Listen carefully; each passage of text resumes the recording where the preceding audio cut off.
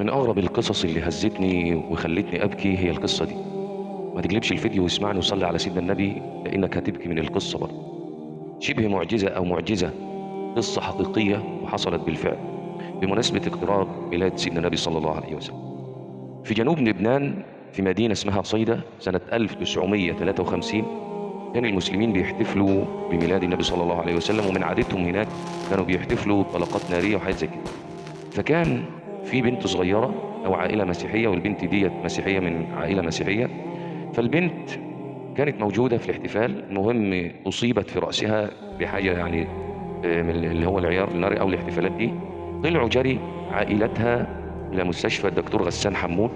قال ما فيش فيها أمل ولا رجا، خدوها على مستشفى تانية. خدوها على مستشفى عالمي في أمريكا عشان يتعالجوا أو تعالجوا البنت.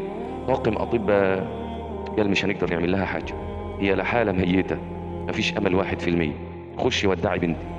الأم انهارت وفضلت تصرخ وتقول أين أنت يا محمد؟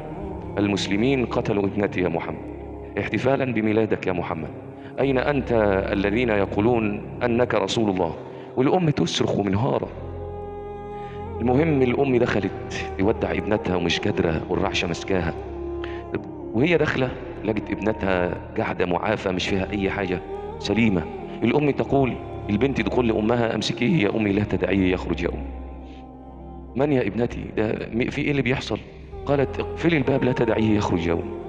من هو يا ابنتي؟ قالت إنه رسول الله صلى الله عليه وسلم، إنه رسول الله صلى الله عليه وسلم، إنه النبي جاء ومسح على رأسي وشفاني يا أم.